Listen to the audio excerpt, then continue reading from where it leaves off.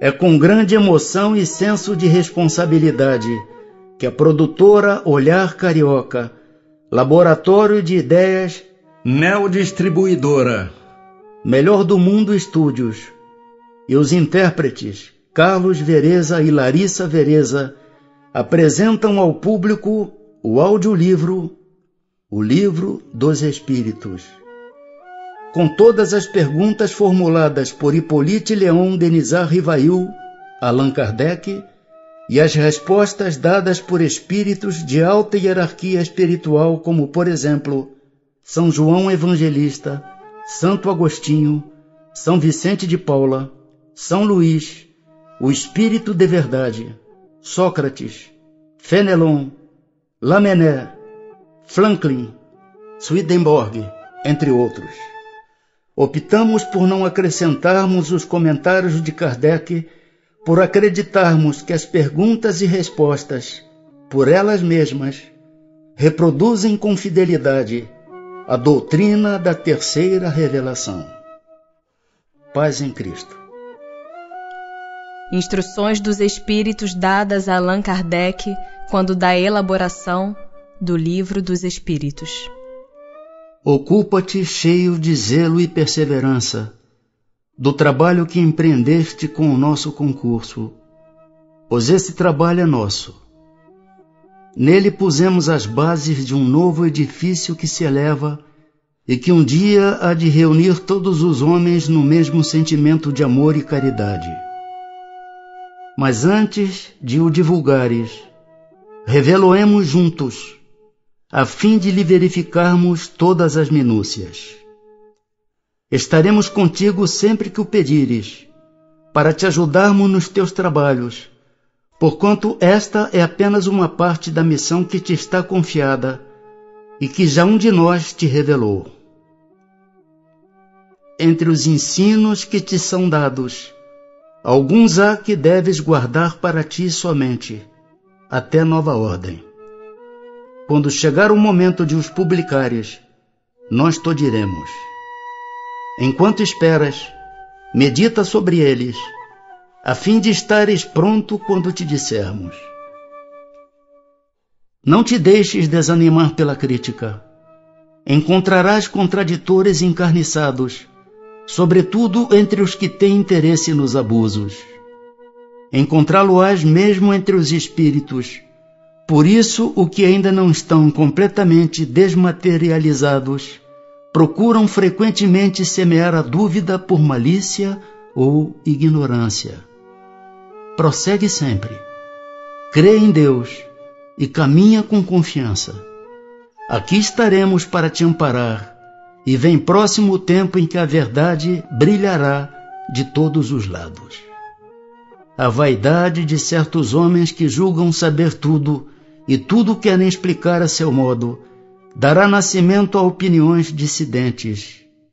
Mas todos os que tiverem em vista o grande princípio de Jesus se confundirão num só sentimento, o do amor do bem, e se unirão por um laço fraterno que prenderá o mundo inteiro. Estes deixarão de lado as miseráveis questões de palavras para só se ocuparem com o que é essencial. E a doutrina será sempre a mesma quanto ao fundo para todos os que receberem comunicações de espíritos superiores. Com a perseverança é que chegarás a colher os frutos de teus trabalhos. O prazer que experimentarás, vendo a doutrina propagar-se e bem compreendida, será uma recompensa cujo valor integral conhecerás. Talvez mais no futuro do que no presente. Não te inquietes, pois, com os espinhos e as pedras que os incrédulos ou os maus acumularão no teu caminho. Conserva a confiança. Com ela chegarás ao fim e merecerás sempre ser ajudado. Lembra-te de que os bons espíritos só dispensam assistência aos que servem a Deus com humildade e desinteresse, e que repudiam a todo aquele que busca na senda do céu um degrau para conquistar as coisas da terra. que se afastam do orgulhoso e do ambicioso. O orgulho e a ambição serão sempre uma barreira erguida entre o homem e Deus. São João Evangelista, Santo Agostinho, São Vicente de Paula, São Luís, o Espírito de Verdade, Sócrates, Platão, Fénelon, Franklin, Swedenborg e tantos outros espíritos de altíssima hierarquia espiritual. Paz em Cristo.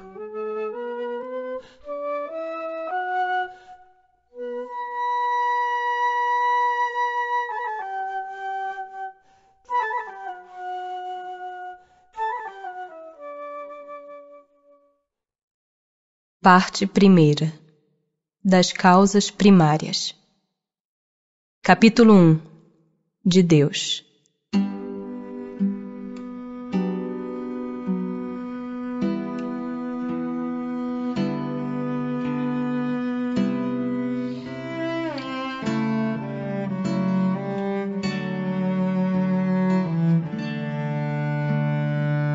Deus e o infinito. O que é Deus? Deus é a inteligência suprema, causa primária de todas as coisas. O que se deve entender por infinito? O que não tem começo nem fim, o desconhecido. Tudo o que é desconhecido é infinito. Poder-se-ia dizer que Deus é o infinito? Definição incompleta. Pobreza da linguagem humana, insuficiente para definir o que está acima da linguagem dos homens. Provas da existência de Deus. Onde se pode encontrar a prova da existência de Deus? Num axioma que aplicais às vossas ciências. Não há efeito sem causa. Procurai a causa de tudo o que não é obra do homem, e a vossa razão responderá. Que dedução se pode tirar do sentimento instintivo que todos os homens trazem em si da existência de Deus? A de que Deus existe. Pois de onde lhes viria esse sentimento, se não tivesse uma base? É ainda uma consequência do princípio. Não há efeito sem causa. O sentimento íntimo que temos da existência de Deus não poderia ser fruto da educação, resultado de ideias adquiridas? Se assim fosse, por que existiria nos vossos selvagens esse sentimento? Poder-se-ia achar nas propriedades íntimas da matéria a causa primária da formação das coisas? Mas então qual seria a causa dessas propriedades? É indispensável sempre uma causa primária. Que se deve pensar da opinião dos que atribuem a formação primária a uma combinação fortuita da matéria, ou por outra, ao acaso? Outro absurdo. Que homem de bom senso pode considerar o acaso um ser inteligente? E demais, que é o acaso? Nada. Em que é que na causa primária se revela uma inteligência suprema e superior a todas as inteligências? Tendes um provérbio que diz: pela obra se reconhece o autor. Pois bem, vede a obra e procurai o autor. O orgulho é que gera a incredulidade. O homem orgulhoso nada admite acima de si. Por isso é que ele se denomina a si mesmo de espírito forte. Pobre ser, que um sopro de Deus pode abater. Atributos da divindade. Pode o homem compreender a natureza íntima de Deus? Não. Falta-lhe para isso o sentido. Será dado um dia ao homem compreender o mistério da divindade? Quando não mais tiver o espírito obscurecido pela matéria, quando pela sua perfeição se houver aproximado de Deus, ele o verá e o compreenderá. Embora não possamos compreender a natureza íntima de Deus, podemos formar ideia de algumas de suas perfeições? De algumas, sim. O homem as compreende melhor, à proporção que se eleva acima da matéria. Entrevê-as pelo pensamento. Quando dizemos que Deus é eterno, infinito, imutável, imaterial, único, onipotente, soberanamente justo e bom? Temos ideia completa de seus atributos? Do vosso ponto de vista, sim, porque credes abranger tudo. Sabei, porém, que há coisas que estão acima da inteligência do homem mais inteligente, as quais a vossa linguagem, restrita às vossas ideias e sensações, não tem meios de exprimir.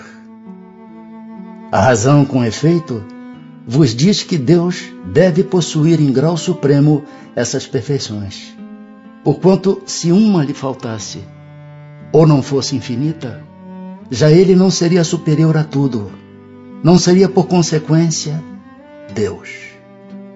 Para estar acima de todas as coisas, Deus tem que se achar isento de qualquer vicissitude e de qualquer das imperfeições que a imaginação possa conceber.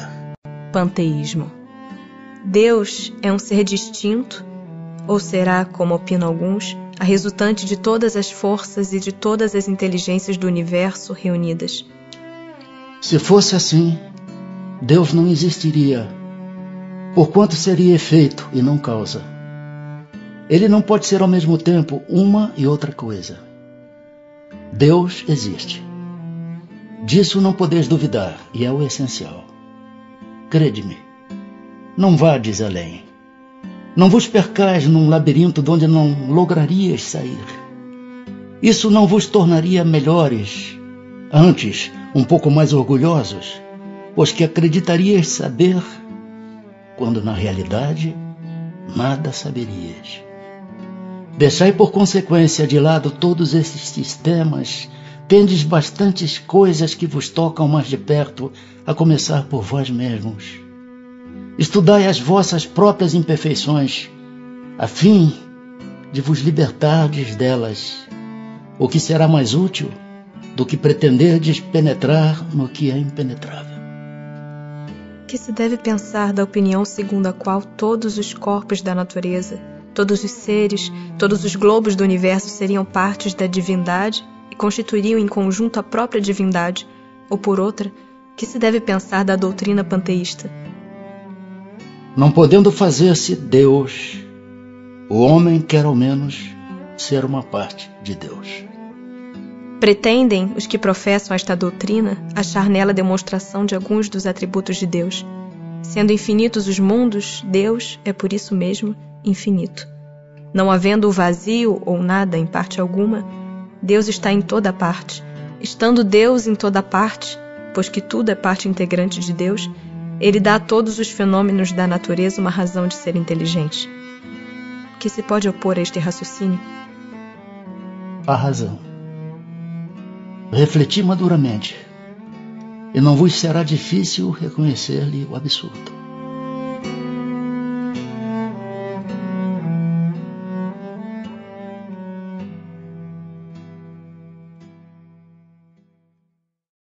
Capítulo 2. Dos elementos gerais do universo.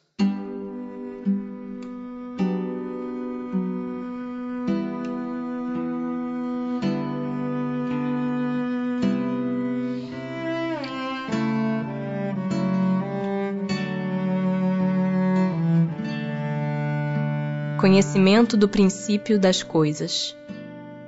É dado ao homem conhecer o princípio das coisas? Não. Deus não permite que ao homem tudo seja revelado neste mundo. Penetrará o homem um dia o mistério das coisas que lhe estão ocultas? O véu se levanta a seus olhos à medida que ele se depura, mas para compreender certas coisas são-lhe precisas faculdades que ainda não possui. Não pode o homem, pelas investigações científicas, penetrar alguns dos segredos da natureza? A ciência lhe foi dada para o seu adiantamento em todas as coisas. Ele, porém, não pode ultrapassar os limites que Deus estabeleceu. Dado é ao homem receber, sem ser por meio das investigações da ciência, comunicações de ordem mais elevada acerca do que lhe escapa ao testemunho dos sentidos? Sim.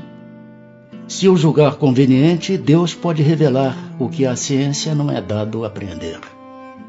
Espírito e matéria. A matéria existe desde toda a eternidade, como Deus, ou foi criada por Ele em dado momento? Só Deus o sabe. Há uma coisa, todavia, que a razão vos deve indicar. É que Deus, modelo de amor e caridade, nunca esteve inativo. Por mais distante que logreis figurar o início de sua ação, podereis concebê-lo ocioso, um momento que seja? Defina-se geralmente a matéria como sendo o que tem extensão, o que é capaz de nos impressionar os sentidos, o que é impenetrável. São exatas estas definições? Do vosso ponto de vista, elas o são. Porque não falais senão do que conheceis. Mas a matéria existe em estados que ignorais. Pode ser, por exemplo, tão etérea e sutil que nenhuma impressão vos cause aos sentidos. Contudo, é sempre matéria. Para vós, porém, não o seria. Que definição podeis dar da matéria? A matéria é o laço que prende o espírito. É o instrumento de que este se serve e sobre o qual, ao mesmo tempo, exerce sua ação. Que é o espírito? O princípio inteligente do universo. Qual a natureza íntima do espírito? Não é fácil analisar o espírito com a vossa linguagem. Para vós, ele nada é, por não ser palpável. Para nós, entretanto, é alguma coisa. Ficai sabendo, coisa nenhuma é o nada, e o nada não existe. É o espírito sinônimo de inteligência?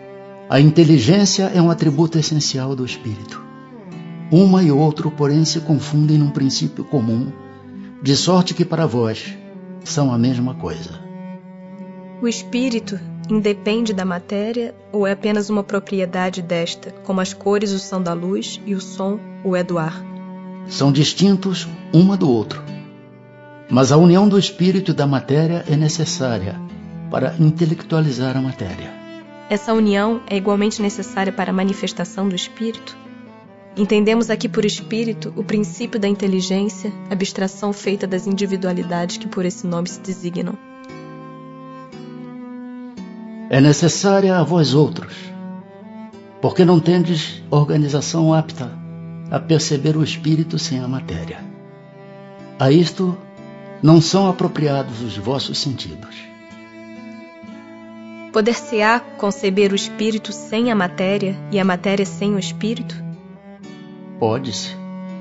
É fora de dúvida pelo pensamento. Há então dois elementos gerais do universo, a matéria e o espírito? Sim, e acima de tudo Deus, o Criador, o Pai de todas as coisas. Deus, espírito e matéria, constitui o princípio de tudo o que existe, a Trindade universal.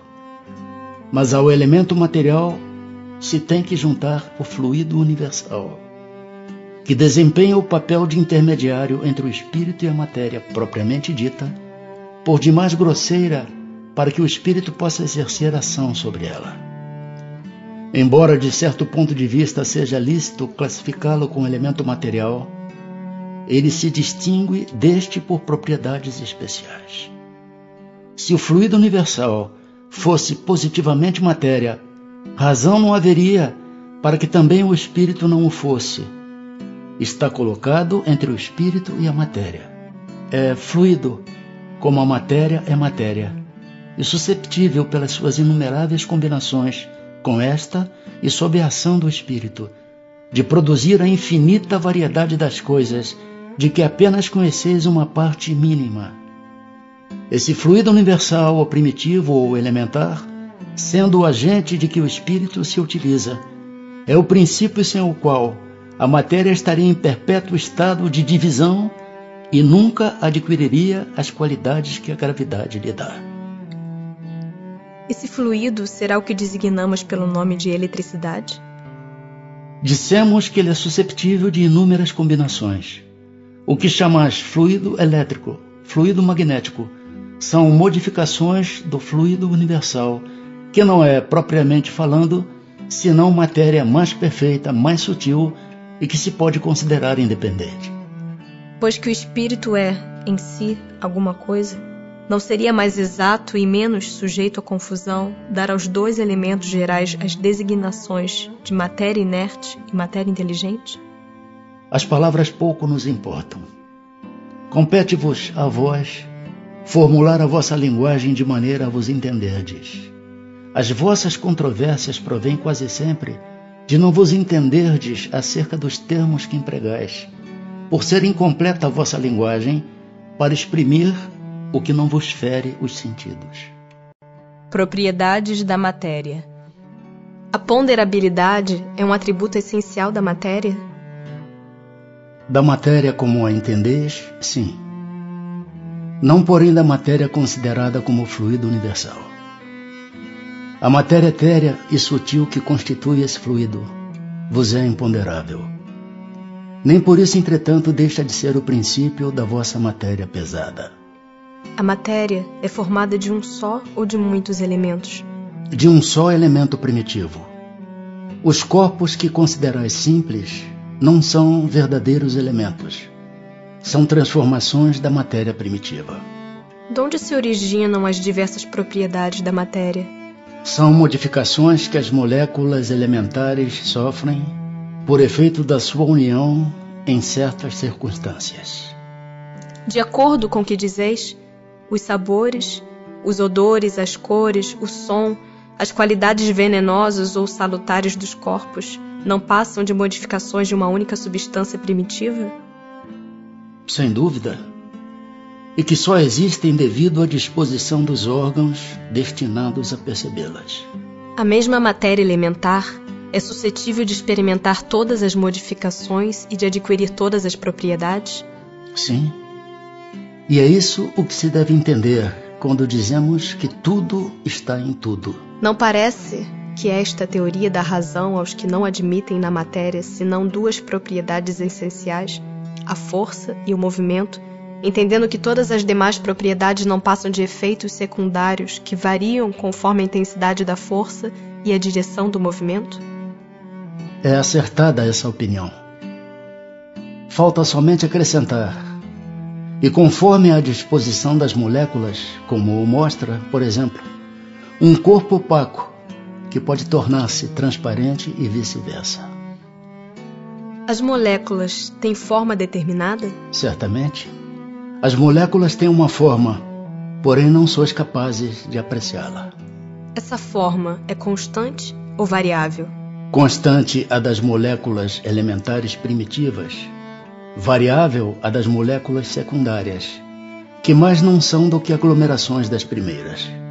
Porque o que chamais molécula, longe ainda está da molécula elementar. Espaço universal. O espaço universal é infinito ou limitado? Infinito. Supõe-no limitado. Que haverá para lá de seus limites? Isto te confunde a razão, bem o sei. No entanto, a razão te diz que não pode ser de outro modo. O mesmo se dá com o infinito em todas as coisas.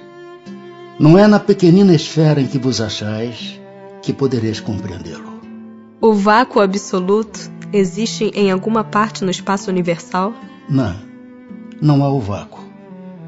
O que te parece vazio está ocupado por matéria que te escapa aos sentidos e aos instrumentos. Capítulo 3. Da criação.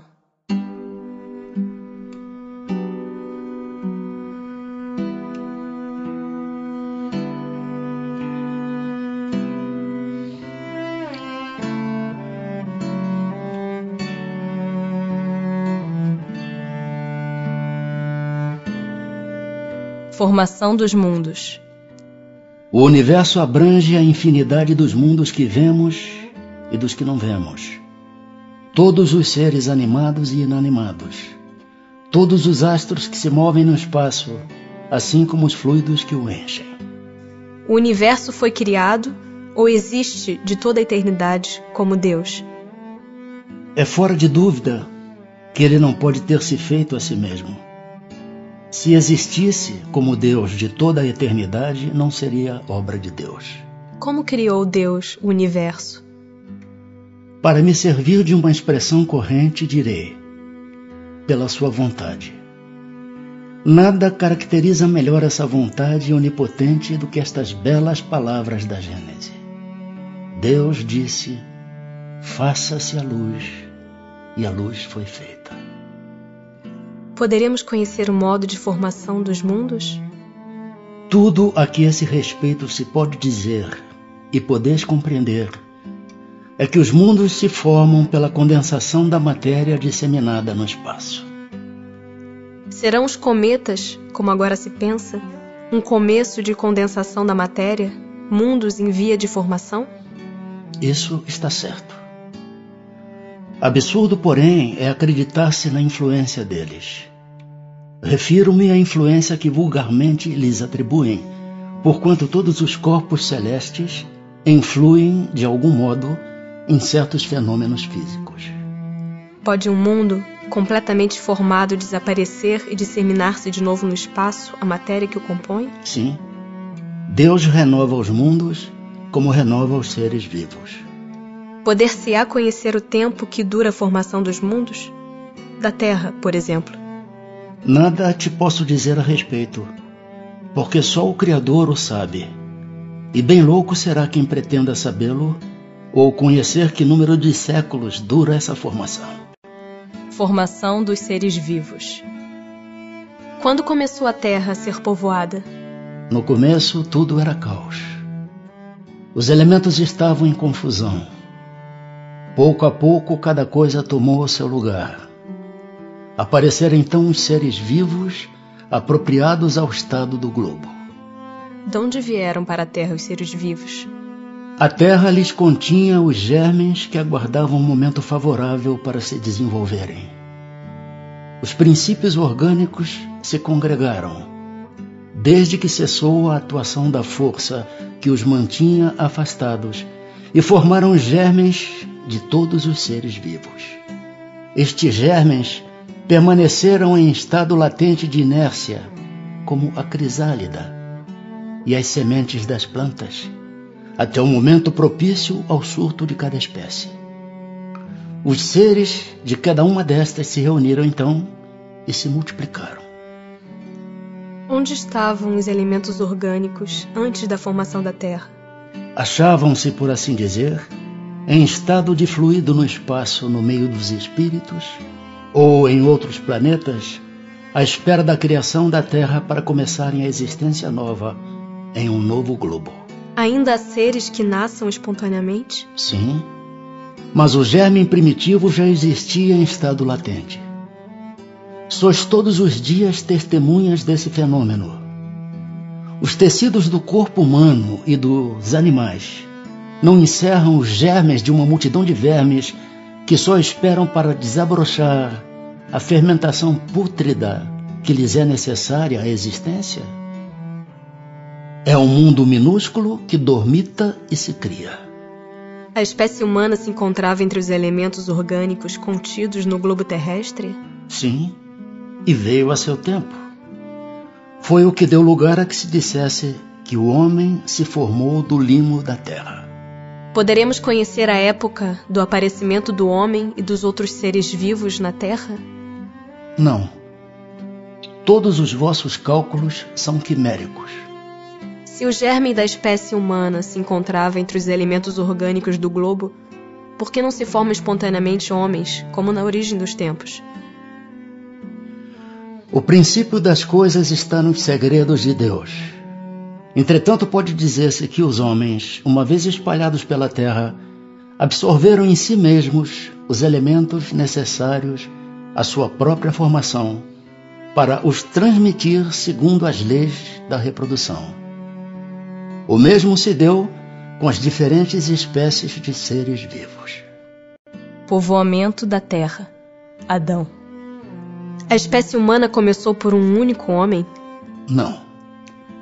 Aquele a quem chamais Adão não foi o primeiro, nem o único a povoar a terra. Poderemos saber em que época viveu Adão? Mais ou menos na que lhe há sinais. Cerca de 4.000 anos antes do Cristo. Diversidade das raças humanas. De onde provêm as diferenças físicas e morais que distinguem as raças humanas na Terra? Do clima, da vida e dos costumes. Dá-se aí o que se dá com dois filhos de uma mesma mãe, que, educados longe um do outro e de modos diferentes, em nada se assemelharão quanto ao moral. O homem surgiu em muitos pontos do globo?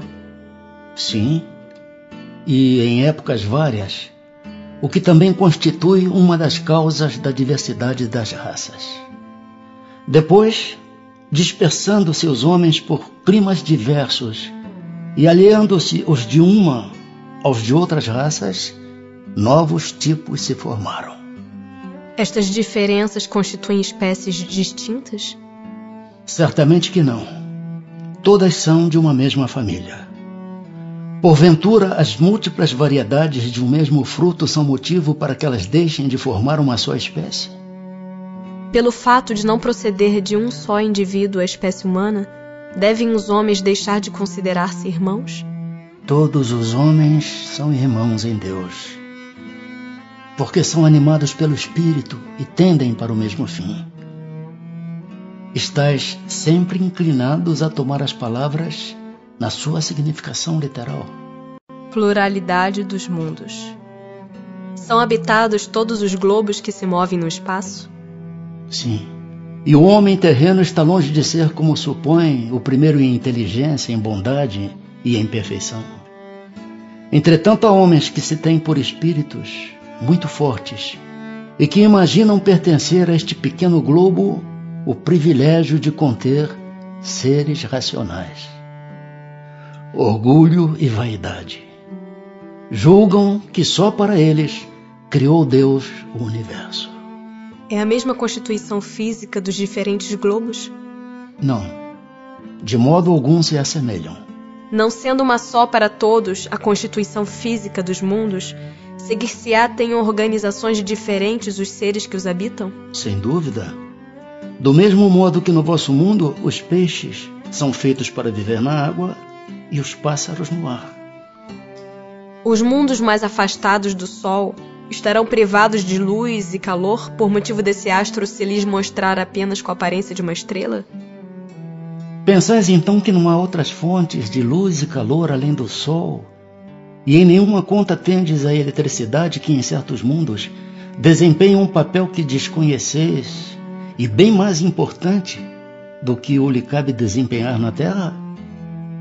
Demais, não dissemos que todos os seres são feitos de igual matéria que vós outros e com órgãos de conformação idêntica dos vossos?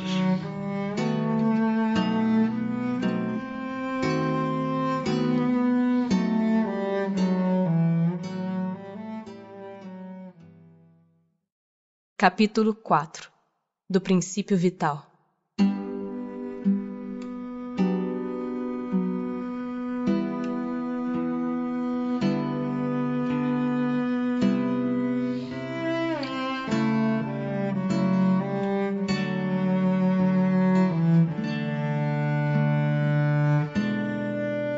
Seres orgânicos e inorgânicos.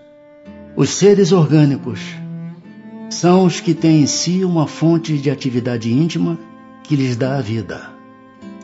Nascem, crescem, reproduzem-se por si mesmos e morrem. São providos de órgãos especiais para a execução dos diferentes atos da vida. Órgãos esses apropriados às necessidades que a conservação própria lhes impõe. Nessa classe estão compreendidos os homens, os animais e as plantas.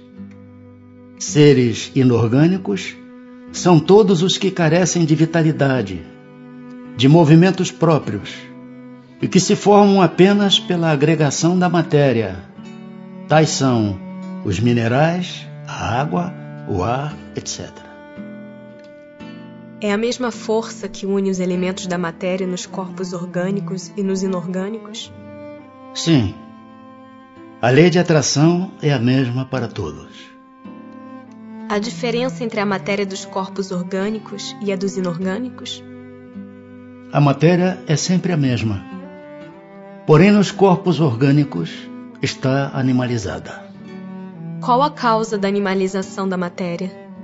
Sua união com o princípio vital. O princípio vital reside em algum agente particular? Ou é simplesmente uma propriedade da matéria organizada? Numa palavra, é efeito ou causa? Uma e outra coisa. A vida é um efeito devido à ação de um agente sobre a matéria. Esse agente sem a matéria não é a vida, do mesmo modo que a matéria não pode viver sem esse agente. Ele dá vida a todos os seres que o absorvem e assimilam. Vimos que o espírito e a matéria são dois elementos constitutivos do universo. O princípio vital será um terceiro? É, sem dúvida, um dos elementos necessários à constituição do universo, mas que também tem sua origem na matéria universal modificada. É para vós um elemento, como o oxigênio e o hidrogênio, que entretanto não são elementos primitivos, pois que tudo isso deriva de um só princípio.